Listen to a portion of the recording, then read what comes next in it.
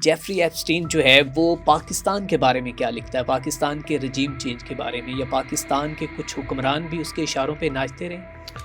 नहीं, ऐसा तो डाटा सच नहीं है। उसने इमरान खान साहब के बारे में बात की है, लेकिन उन्हें भी उसने कोई पॉजिटिव तरह से पेंट नहीं किया, नेगेटिव साइड के ऊपर है। पीस के हवाले से दुश्मन कहा जब इमरान खान साहब ने इलेक्शन जीत के इलेक्शन सिक्योर कर लिए, उस हवाले से है।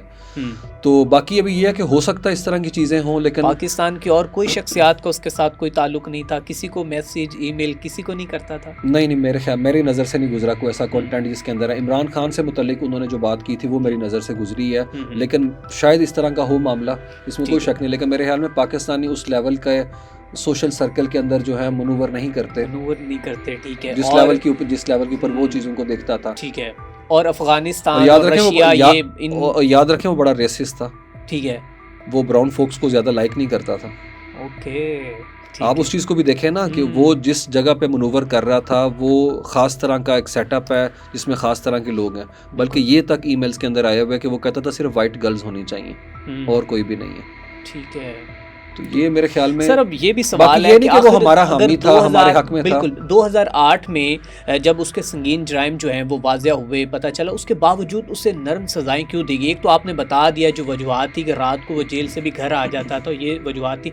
क्या जो सज़ा कम होने की यही जो उसके पास डॉक्यूमेंटेशन थी यही थी मामला, या क्या कहानी थी जो उसे जराइम उसके संगीन थे लेकिन सज़ाएँ वैसी नहीं होती थी?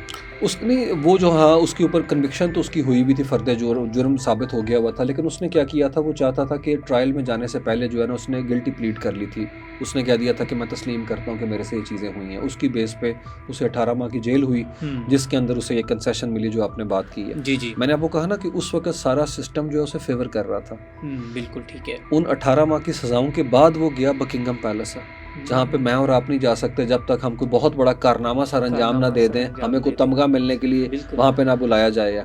और वहाँ के ऊपर उन्हें इनवाइट कर रहा है इस वक्त के जो किंग हैं चार्ल्स III, उनका भाई जो है एंड्रयू कर रहा है। नो डाउट वहाँ के ऊपर पब्लिक मेल्टडाउन के बाद उसके सारे वो एजाज़ात वापस लेके उसे चलता किया गया है। तो कहने का मतलब ये है कि सिस्टम उसे उस वक्त फेवर कर रहा था।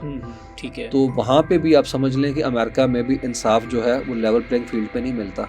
वहाँ पे आम आदमी का इंसाफ कुछ और है, बिल्कुल ठीक है, और जो अमीरों का कुछ और तरह से है। ठीक है। तो ये वजह थी कि उनको कंसेशन वहाँ के ऊपर दी गई है। हालांकि आप चेक करें 20 साल से इंक्वायरी हो रही है, और एक बंदा जो कि सेक्स ट्रैफिकिंग के अंदर, ह्यूमन ट्रैफिकिंग में, और ये अपना चाइल्ड अपना क्या कहते हैं अब्यूज़र के तौर के ऊपर हो चुका हुआ है, सेक्स ऑफेंडर है, उसके बावजूद उस पर चेक नहीं रखा गया और वो अगले 10 साल तक यही मामलात करता रहा। और ये सारी सिचुएशन जानने समझने के बावजूद एलन मस्क 2013 में उससे रब्ता करते हैं। इस वक्त के कॉमर्स सेक्रेटरी 2012 में रब्ता करते हैं। ठीक है। MBZ उससे रब्ता करते हैं। MBS से मिलने के लिए उनका त्यारा पेरिस से उड़ता है, क्योंकि उनके फ़्लाइट लॉग्स भी आ गए हुए हैं ना, अब वो ट्रैवल की डिटेल आ गई हुई है। डोनाल्ड ट्रंप कहते थे मैंने 1-2 दफ़ा सफ़र किया, अभी ये सारा माइक्रो मैनेज्ड है। इसे बड़ा आप कह लें कि ऑर्केस्ट्रेट किया गया कि ये लगे ऐसे ही इंप्रेशन है कि जैसे ये सारी रिलीज़ हो गई हुई हैं। उसके अंदर लिखा हुआ है कि 8 दफ़ा इन्होंने लोलिता एक्सप्रेस के ऊपर सफ़र किया जो उसका त्यारा था।